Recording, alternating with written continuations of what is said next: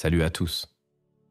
Avez-vous déjà senti cette peur irrationnelle dans le noir, cette certitude d'une présence alors que la raison vous hurle que vous êtes seul? C'est une question que je me pose chaque nuit depuis 15 ans. Je ne suis pas écrivain, ni journaliste. J'étais flic, un enquêteur de la 3e division de police judiciaire de Paris. Ce que je m'apprête à vous raconter n'existe dans aucun rapport officiel accessible au public. Le dossier a été classé, scellé, et les quelques personnes impliquées, comme moi, ont été contraintes au silence par des moyens très persuasifs. Mais je suis à la retraite maintenant.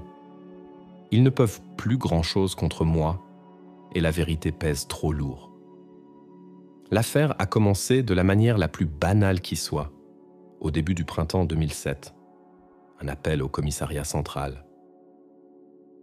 Pas un appel d'urgence, plutôt une déposition confuse de la part de 3 jeunes, des cataphiles, ces explorateurs urbains qui parcourent illégalement les kilomètres de galeries sous Paris. D'habitude, ce genre d'affaire finit par une amende pour intrusion dans un lieu interdit. Mais cette fois, c'était différent. Les jeunes n'étaient pas arrogants ou rebelles. Ils étaient terrifiés, littéralement en état de choc. Leur histoire, une fois retranscrite par le planton de service, semblait délirante. Ils parlaient à d'une voix. Pas des chuchotements qu'on peut attribuer au vent dans les conduits d'aération ou aux gouttes à gouttes de l'eau. Non, une voix claire, mélodique, presque enfantine, qu'ils auraient entendue dans un réseau secondaire, loin des circuits touristiques, sous le 14e arrondissement. Une sorte de complainte, sans paroles distinctes, qui semblait émaner des murs eux-mêmes. Le rapport initial a failli être classé hallucinations auditives ou canular. Mais un détail a attiré l'attention de mon supérieur, le commissaire divisionnaire Letellier, un vieux de la vieille qui avait tout vu, ou du moins le croyait. Les 3 jeunes, interrogés séparément, avaient dessiné le même symbole sur un bout de papier. Un symbole qu'ils prétendaient avoir vu gravé à la craie fraîche près de l'endroit où la voix était la plus forte. Ce n'était pas un symbole connu des services spécialisés dans la surveillance des catacombes. C'est à ce moment-là que mon partenaire, Marc et moi avons été saisis de l'affaire. Notre mission était simple, vérifier les dires des jeunes, faire une ronde dans le secteur indiqué et rédiger un rapport concluant, si possible, à une blague de mauvais goût. Nous pensions en avoir pour une journée. Nous étions loin, très loin, de nous imaginer dans quoi nous mettions les pieds.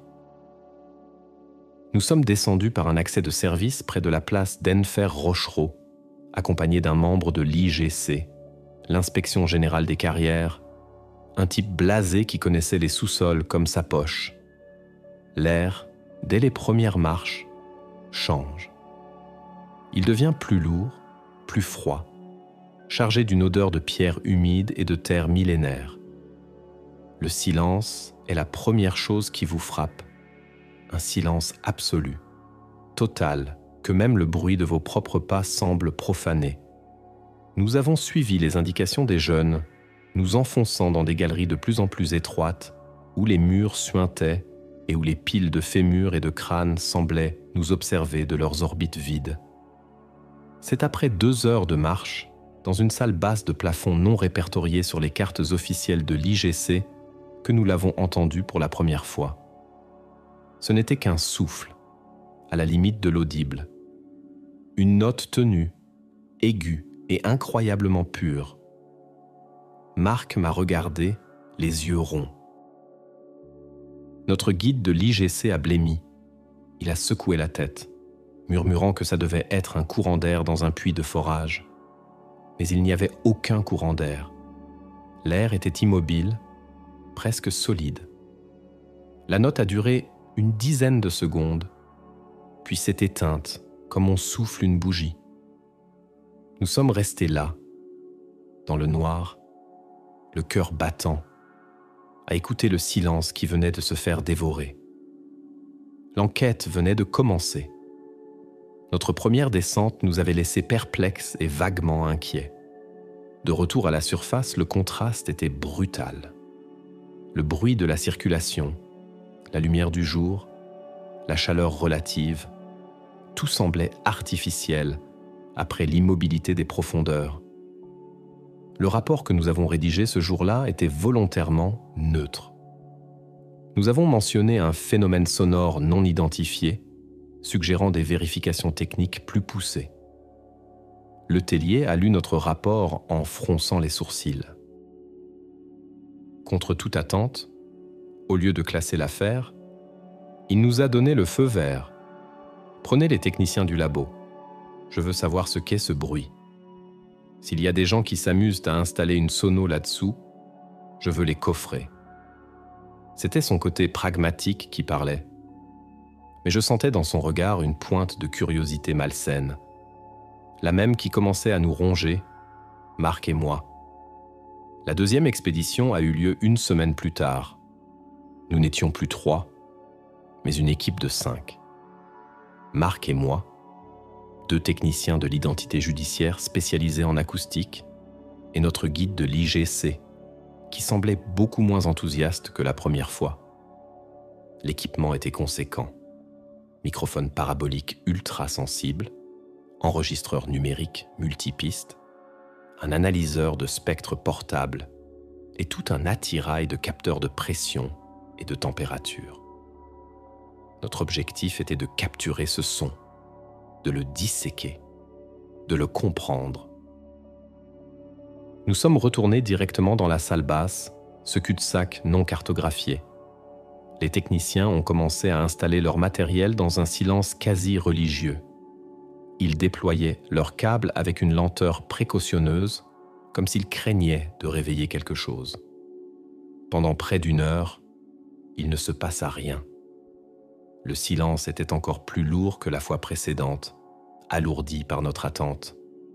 L'un des techniciens, un jeune homme nommé Léo, surveillait l'analyseur de spectre. Son écran affichait une ligne plate, le bruit de fond quasi inexistant des catacombes. Puis, soudain, la voix est revenue. Cette fois, elle était différente, plus forte, plus proche. Ce n'était plus une simple note tenue, c'était une mélodie complexe, une sorte de chant sans âge, poignant et terriblement triste. La mélopée montait et descendait en gamme qui ne correspondait à aucune tonalité connue. Elle semblait emplir tout l'espace, venant de partout à la fois. Impossible de localiser une source. Le micro parabolique que Marc pointait dans toutes les directions ne captait aucune variation d'intensité significative. C'était comme si le son naissait de l'air lui-même. Sur son écran, Léo était fasciné. L'analyseur de spectre dessinait des harmoniques d'une pureté cristalline, des fréquences si nettes qu'elles ne pouvaient pas être naturelles. C'est impossible, a-t-il murmuré. Il n'y a aucun bruit blanc, aucune distorsion. C'est un signal parfait, trop parfait. On dirait une onde sinusoïdale générée par ordinateur, mais avec une complexité organique. L'enregistrement tournait. Nous avions la preuve. Mais la preuve de quoi? Alors que la mélodie continuait, j'ai remarqué quelque chose. Sur le mur du fond, juste au-dessus d'une pile d'ossements, le symbole que les jeunes cataphiles avaient dessiné. Il était là, gravé dans la pierre tendre, et il n'y était pas lors de notre première visite. J'ai fait signe à Marc avec ma lampe torche. Il s'est approché, et son visage s'est figé. C'était impossible. Nous étions les seuls à être revenus ici, et notre guide de l'IGC pouvait en témoigner. Personne d'autre n'avait accès à cette zone. La voix s'est tue aussi soudainement qu'elle était apparue. Le silence qui a suivi était assourdissant. Léo, le technicien, a enlevé son casque, le visage couvert de sueur. « J'ai tout », a-t-il dit, la voix tremblante. « Je ne sais pas ce que c'est, mais je l'ai. » De retour au laboratoire, l'analyse a commencé. Et c'est là que les choses ont pris une tournure encore plus étrange. L'ambiance au laboratoire de l'identité judiciaire était électrique. Les enregistrements tournaient en boucle dans une salle d'écoute insonorisée. Le son, isolé de son contexte terrifiant, était d'une beauté troublante. Mais plus les techniciens l'analysaient, plus leur perplexité grandissait. Le premier constat était formel. Le son n'était pas d'origine mécanique ou électronique. Il n'y avait aucune trace de boucle, de montage ou de source d'alimentation. Les harmoniques étaient si complexes et si pures qu'elles défiaient les lois de l'acoustique conventionnelle. Un ingénieur du son, un expert reconnu qui avait travaillé pour les services de renseignement, a été appelé en renfort.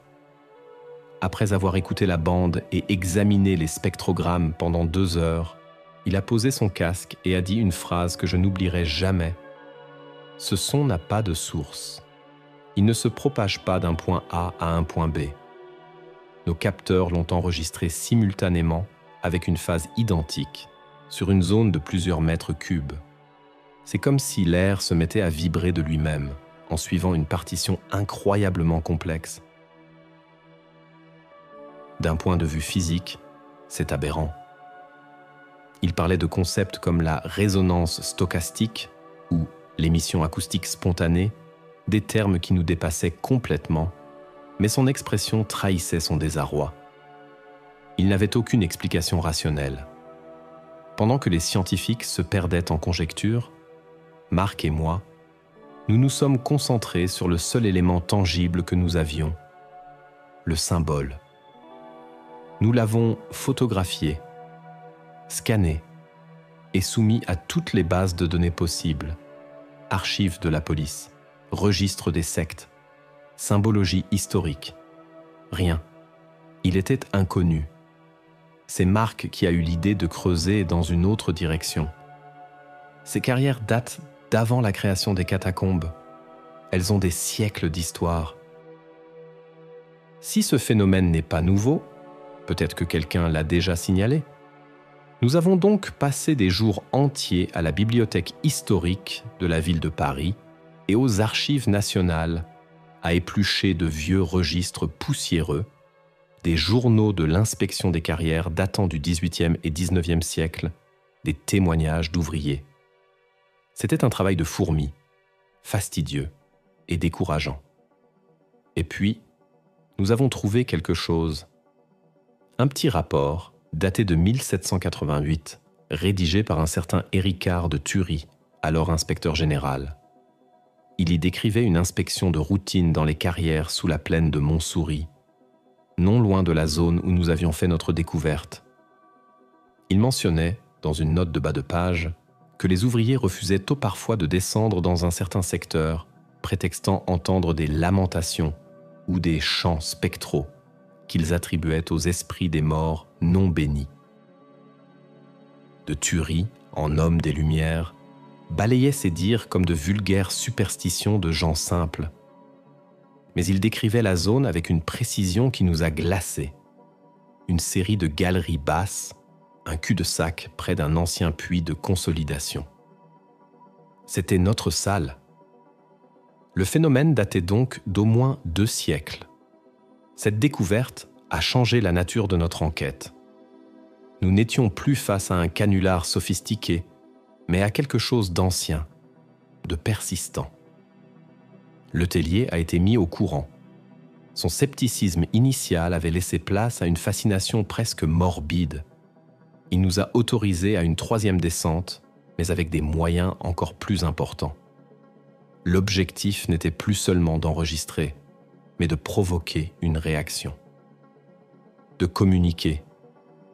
C'est à ce moment-là que l'affaire a commencé à déraper. Nous voulions des réponses, mais nous n'avions aucune idée de la nature de la question que nous posions, ni à qui ou à quoi nous la posions. Avant de redescendre, j'ai fait des cauchemars.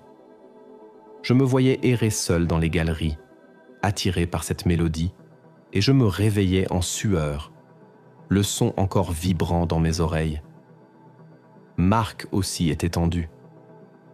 nous sentions que nous franchissions une ligne, que nous nous aventurions sur un terrain qui n'était pas le nôtre. La police est faite pour traiter avec les vivants. Mais là-dessous, dans ce silence de mort, nous avions le sentiment de déranger quelque chose qui n'appartenait plus à notre monde. La 3e expédition était la plus ambitieuse et, rétrospectivement, la plus imprudente. L'équipe était renforcée. En plus de Marc, moi et des 2 techniciens acoustiques, nous étions accompagnés d'un géologue de l'Institut de physique du globe de Paris et de 2 membres du GIPN, l'ancêtre du RAID, lourdement armés. Officiellement, leur présence était justifiée par le risque de croiser des squatteurs dangereux. En réalité, le tellier voulait parer à toute éventualité, même la plus irrationnelle. L'atmosphère était pesante. Les membres du GIPN, habitués aux situations de crise, semblaient au mal à l'aise dans l'étroitesse des galeries.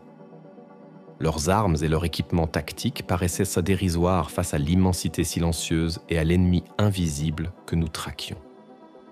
Nous sommes arrivés dans la salle, notre zone 0. L'équipement déployé était impressionnant. Caméra thermique, capteur de vibrations sismiques, un magnétomètre pour détecter les variations de champs magnétiques et pièce maîtresse du dispositif, un puissant émetteur d'ultrasons. L'idée du géologue était de sonder la roche, d'envoyer des fréquences précises pour voir si la structure de la pierre pouvait, par un effet de résonance piézoélectrique, générer le son que nous avions entendu.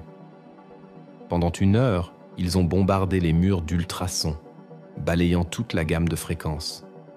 Rien. Le silence est resté total. Les capteurs sont restés inertes. Le géologue commençait à ranger son matériel, déçu, en marmonnant des excuses sur les théories hasardeuses. C'est à ce moment-là que Léo, le technicien audio, a eu une idée. Et si on lui répondait, a-t-il proposé. On a l'enregistrement de la dernière fois. Et si on le diffusait? L'idée semblait folle. Entamer un dialogue avec un fantôme acoustique. Mais nous étions à court d'options. Après une brève discussion et un appel radio à l'hôtelier qui a donné son accord à contre-cœur, Léo a branché un haut-parleur de haute fidélité à son enregistreur. Il a lancé la lecture. La mélodie étrange et triste a empli la salle. Diffusée par un haut-parleur, elle avait perdu sa qualité éthérée et omnidirectionnelle. Elle semblait plate, presque vulgaire. Une simple copie. La lecture a duré près de 2 minutes. Quand elle s'est arrêtée, un silence encore plus profond qu'auparavant s'est installé. Un silence plein d'attente. 10 secondes. 20. Rien. J'allais faire une blague pour détendre l'atmosphère quand c'est arrivé. Ce n'était pas la mélodie. C'était autre chose. Un son unique. Bref. Un chuchotement. Un seul mot, articulé dans un français parfait, mais avec une intonation ancienne, presque métallique. Le mot a résonné dans nos têtes plus qu'il n'a frappé nos tympans.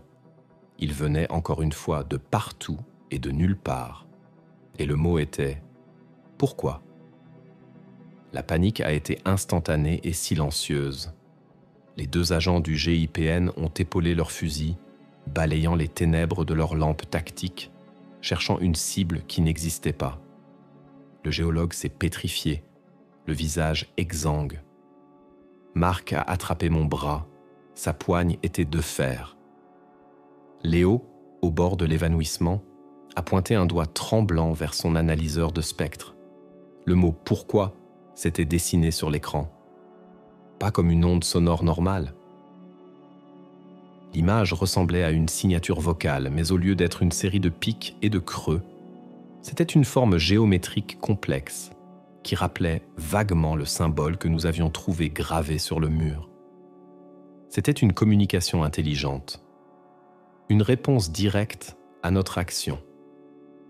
Nous avions établi le contact, et la terreur qui nous a saisis à cet instant était absolue, car la question « pourquoi » n'était pas une demande d'information. Elle était pleine d'un reproche infini, d'une tristesse abyssale. Pourquoi l'avions-nous dérangé ? Pourquoi avions-nous ramené le bruit dans son royaume de silence ? Avant que quiconque puisse réagir, les lumières ont commencé à vaciller. Toutes nos lampes torches, qu'elles soient à pile ou à batterie, ont clignoté de concert, comme si une force invisible drainait leur énergie. Puis, l'obscurité totale. Un blackout complet, accompagné d'un froid glacial qui a pénétré nos vêtements. Dans le noir absolu, la voix est revenue. Mais ce n'était plus un chant, c'était un cri. Le cri qui a déchiré les ténèbres n'était pas humain. C'était un son composite, un mélange de douleur, de rage et de quelque chose de bien plus ancien. Il semblait contenir des milliers de voix superposées, hurlant en une seule cacophonie déchirante qui attaquait directement le système nerveux. Nous étions paralysés, aveugles et assaillis par cette vague sonore insoutenable. Le son ne faisait pas que frapper les tympans, il faisait vibrer les os, la cage thoracique, créant une nausée intense et une panique primale. Je me souviens m'être recroquevillé au sol, les mains plaquées sur les oreilles, ce qui ne servait absolument à rien. La panique a brisé la discipline de l'équipe. J'ai entendu des gens crier, des bruits de matériel qui tombe, le cliquetis métallique d'une arme heurtant la roche.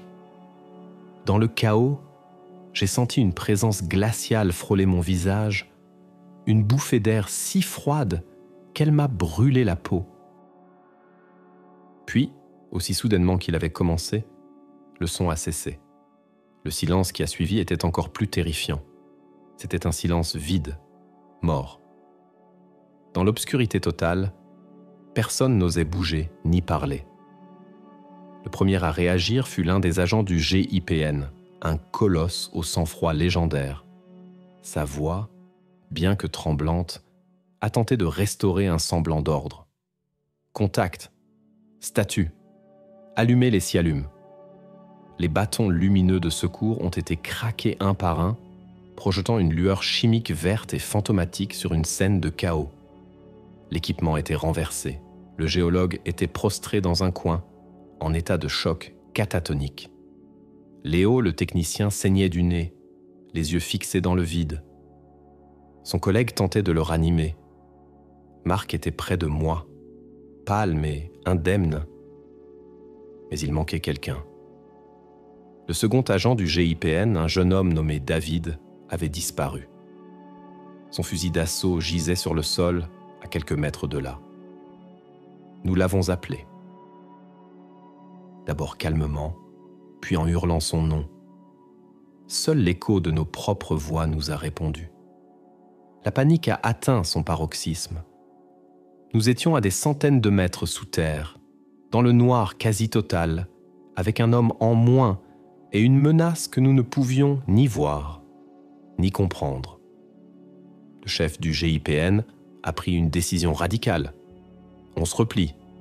Maintenant, en formation. Nous nous sommes regroupés, dos à dos, balayant les environs avec la lueur blafarde de nos scialumes.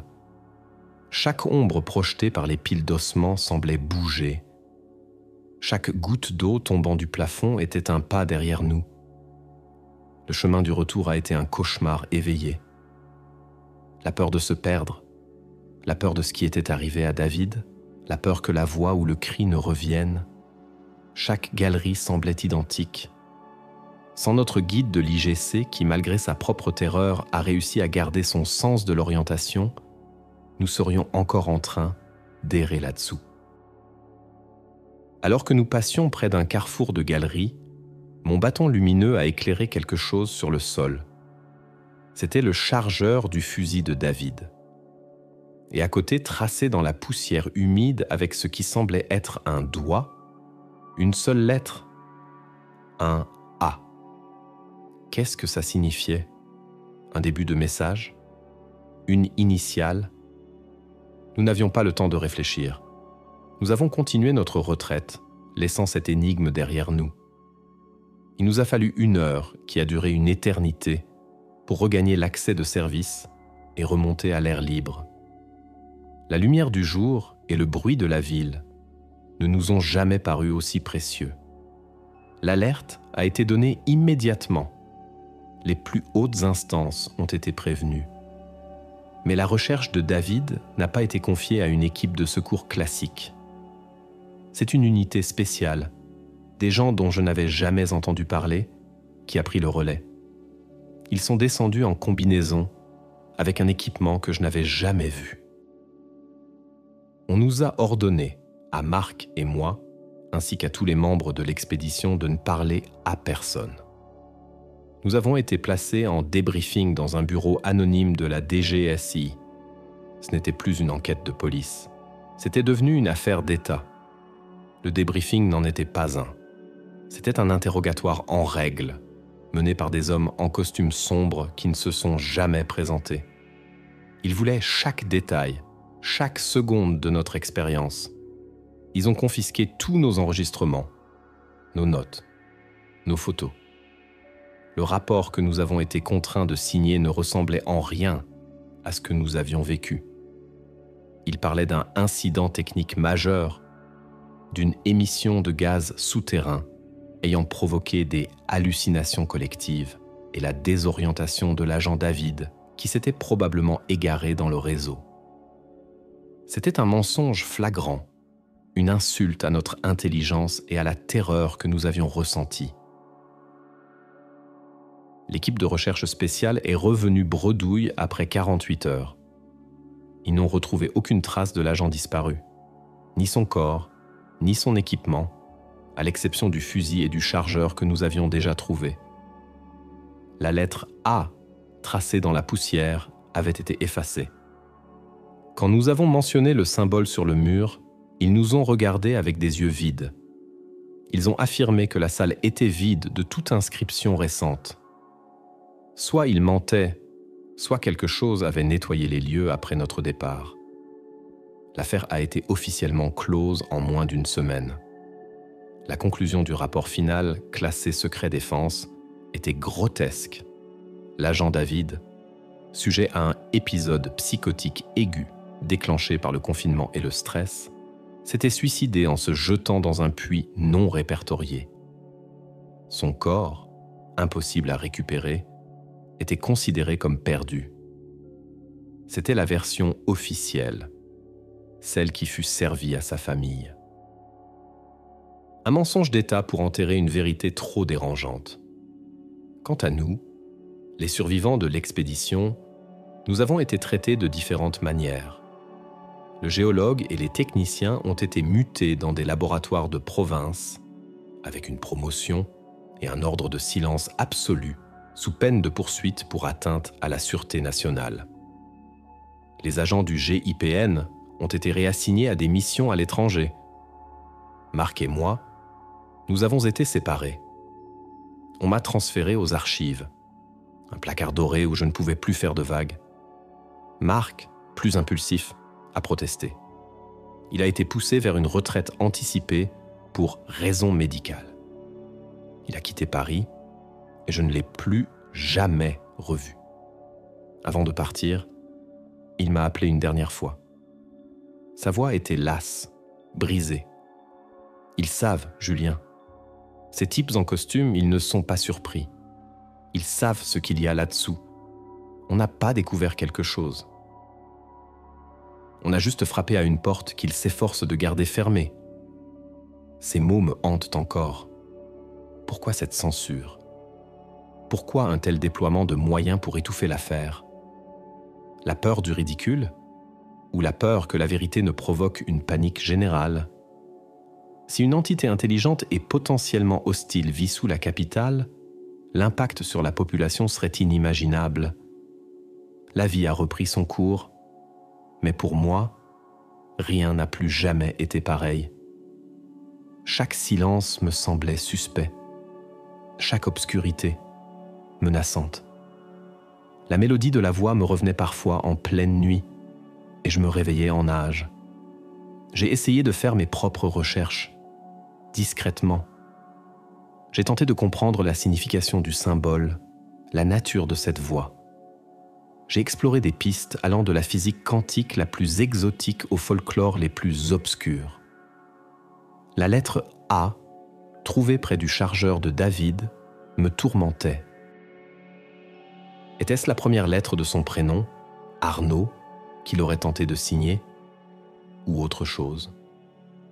Un jour, en lisant un vieux grimoire sur l'alchimie parisienne, j'ai trouvé une référence à une entité souterraine appelée Animal aussi, l'âme du lieu, une conscience née de la terre elle-même et des millions de morts dont les os reposent dans ses entrailles. La description de ces manifestations correspondait étrangement à ce que nous avions vécu. Des sons mélodiques pour attirer, des chuchotements pour interroger et des cris de pure énergie pour repousser les intrus. C'était une piste folle, irrationnelle, mais pas plus que l'explication officielle. L'enquête était censurée, mais dans mon esprit, elle ne s'est jamais terminée. Les années qui ont suivi ma mise au placard ont été longues et silencieuses. J'ai rongé mon frein, classant des dossiers sans intérêt, tandis que le secret de ce qui se trouvait sous Paris me consumait de l'intérieur. J'ai perdu le contact avec tous les membres de l'expédition. C'était une condition tacite de notre survie professionnelle et personnelle, oublier et se taire. Le souvenir de la voix, du cri et du visage de David avant sa disparition s'estompait lentement, se transformant en une sorte de traumatisme lointain, un cauchemar dont on ne se souvient que des contours. J'ai fini par prendre ma retraite, un homme usé, hanté par une affaire qui n'avait jamais existé officiellement. J'ai déménagé en province, loin du tumulte parisien et surtout, loin de ses profondeurs. Je pensais pouvoir enfin tourner la page. Mais on n'échappe jamais vraiment à ces fantômes. Il y a environ 2 ans, en naviguant sur Internet, je suis tombé par hasard sur un forum d'exploration urbaine. Un jeune cataphile, sous pseudonyme, y racontait une expérience récente. Il décrivait une expédition dans un réseau peu connu du 14e arrondissement et parlait d'une mélodie étrange, comme un chant de sirène, qui semblait sortir des murs. Il disait avoir fui, pris d'une peur panique. La plupart des réponses à son message étaient moqueuses, l'accusant d'avoir trop fumé ou d'inventer des histoires pour se faire mousser. Mais un commentaire a attiré mon attention. Un autre utilisateur a répondu « Fais attention, ne cherche pas la chanteuse. Certains qui l'ont cherchée ne sont jamais revenus. Cherche l'histoire de l'aspirant, disparu en 2007. L'aspirant. C'était le grade de David au sein du GIPN. Mon sang s'est glacé. Le secret n'était pas si bien gardé. Une légende urbaine, une mythologie cataphile s'était construite autour de notre drame. La chanteuse. Un nom poétique pour une chose si terrifiante. Cette découverte a ravivé la flamme de mon obsession. J'ai réalisé que le silence imposé par l'État n'avait fait que transformer la vérité en folklore. Et le folklore a la vie dure. J'ai décidé de reprendre mes recherches, mais avec les outils de mon époque. J'ai passé des mois à écumer les forums, les blogs, les vidéos postées par des cataphiles. J'ai appris leur jargon, leurs codes, leur cartographie secrète. J'ai trouvé d'autres témoignages, fragmentaires, souvent noyés dans le bruit des légendes. Certains parlaient de la chanteuse, d'autres d'une zone de silence où tous les appareils électroniques s'éteignent brusquement, d'autres encore d'un gardien qui laisse des symboles étranges sur les murs. Le symbole. J'ai fini par le retrouver. Posté en photo sur un compte Instagram anonyme avec la légende « Ne pas suivre. Danger de mort ». Il était identique à celui que nous avions vu gravé à la craie dans une galerie fraîchement explorée. L'entité, ou quoi que ce soit, était toujours active. Elle continuait de marquer son territoire. C'est en recoupant des dizaines de témoignages que j'ai commencé à élaborer une théorie, une synthèse de nos découvertes de 2007 et des bribes d'informations que je glanais. La voix n'était pas localisée dans une seule salle. Elle semblait se déplacer, ou plutôt manifester sa présence dans différentes zones du grand réseau sud, mais toujours dans des secteurs précis, des carrefours géologiques particuliers. C'était souvent des zones où le calcaire lutétien était riche en certains fossiles ou en cristaux de silice, ce qui renforçait l'hypothèse d'un phénomène lié à la piézoélectricité. J'ai aussi fait une découverte troublante concernant la lettre A. En étudiant d'anciennes cartes des carrières, j'ai vu que le lieu de la disparition de David se trouvait juste au-dessus d'un ancien ossuaire datant de la Révolution. Un lieu où l'on avait entassé à la hâte les corps des victimes des massacres de septembre. Cet ossuaire était surnommé dans les registres du XVIIIe siècle l'ossuaire des abbesses, en référence aux religieuses d'une abbaye voisine qui y avait été jetée.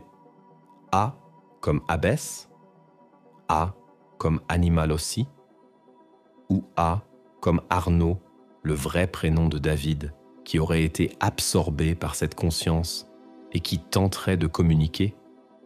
Chaque réponse potentielle soulevait 10 nouvelles questions, plus terrifiantes les unes que les autres.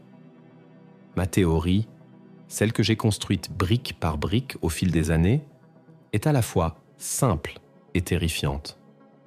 Elle s'éloigne des fantômes et des esprits pour s'ancrer dans une hypothèse plus matérielle, bien que tout aussi incroyable. Je ne crois pas que nous ayons affaire à une entité surnaturelle au sens classique du terme. Je crois que les catacombes de Paris, ou du moins certaines de leurs sections, ont développé une forme de conscience. Une conscience rudimentaire, mais bien réelle. Pensez-y. Des millions de squelettes. Ce ne sont pas que des os, c'est du phosphate de calcium, de l'apatite, des minéraux. Chaque individu a vécu, ressenti, souffert. Chaque mort a été une décharge d'énergie biochimique et électrique.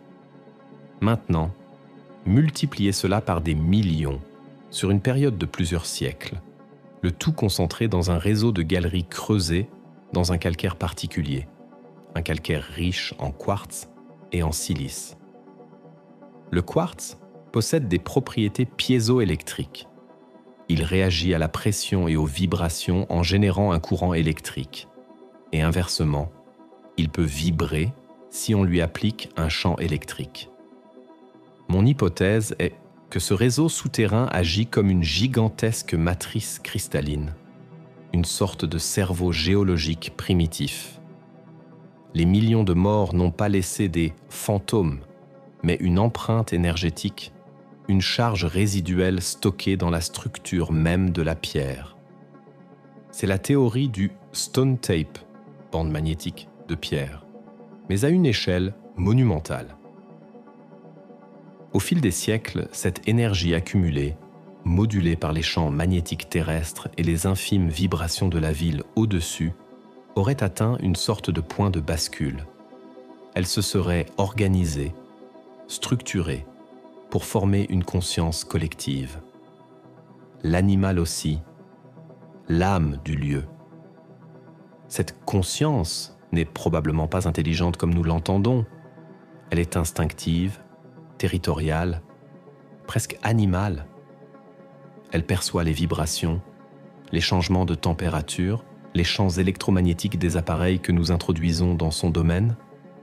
Le chant que nous avons entendu, la chanteuse, ne serait pas une tentative de communication, mais une sorte de chant d'oiseau territorial, une vibration pour marquer sa présence, un avertissement. Quand nous avons diffusé notre enregistrement, nous n'avons pas parlé avec elle. Nous avons imité son cri. Nous avons défié son autorité sur son territoire. Sa réponse, le mot « pourquoi ?» n'était peut-être que la restitution d'un mot qu'elle avait capté dans nos propres pensées, une sorte d'écho psychique renvoyé avec une intention de reproche. le cri qui a suivi, c'était sa véritable défense. Une décharge d'énergie pure, acoustique et électromagnétique, conçue pour neutraliser la menace. Elle a littéralement grillé nos lampes et attaqué notre système nerveux par des ondes de très basse fréquence. Et David ? Je crains le pire. S'il a été exposé de trop près à cette décharge, à ce cri, il a pu subir une mort foudroyante par arrêt cardiaque ou rupture d'anévrisme. Ou pire encore, si cette conscience est capable d'interagir avec les champs bioélectriques, elle a peut-être absorbé son énergie vitale, l'intégrant à sa propre matrice. Son corps se serait alors décomposé à une vitesse fulgurante dans l'environnement chimiquement actif des catacombes, ne laissant aucune trace.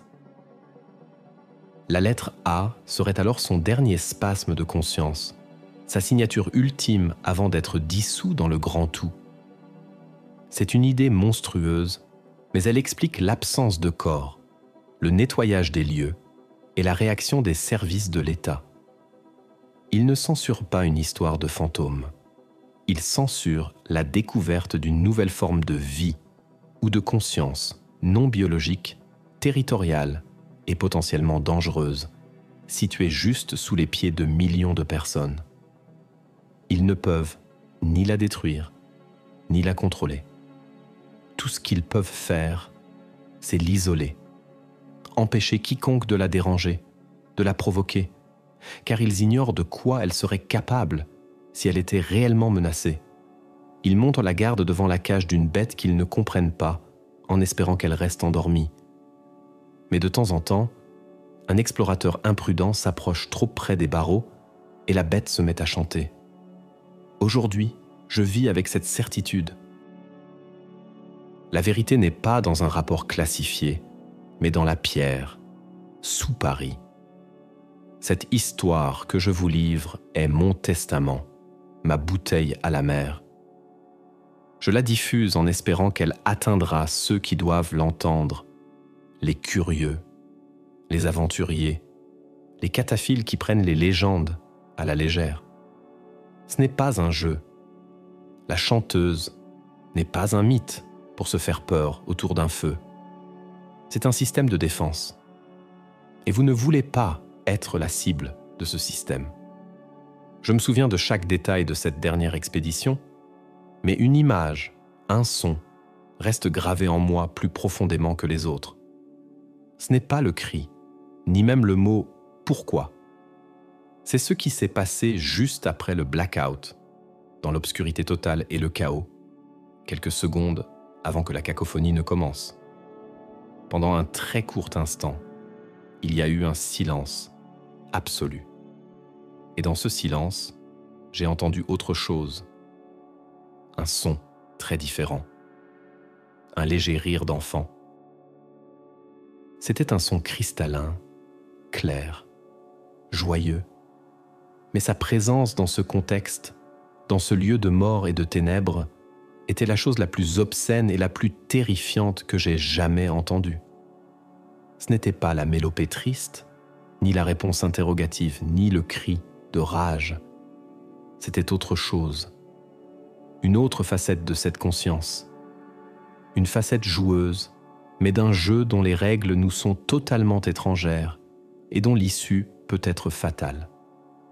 Ce rire est la raison pour laquelle je ne dormirai plus jamais complètement en paix. Il suggérait une forme d'intelligence bien plus complexe et bien moins prévisible que ce que ma théorie tente d'expliquer. Une intelligence qui pourrait être curieuse ou cruelle. Une intelligence qui pourrait trouver amusant de voir de petites créatures fragiles s'agiter en panique dans son domaine. Le gouvernement a choisi le silence. Il mure les accès, discrédite les témoins et laisse pourrir la vérité. Peut-être est-ce la seule chose à faire.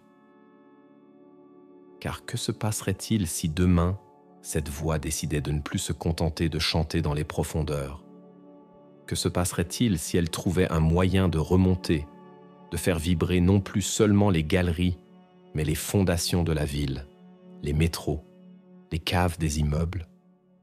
Que se passerait-il si elle apprenait à communiquer plus clairement, à projeter ses pensées ou ses cauchemars dans l'esprit des gens qui dorment au-dessus d'elle?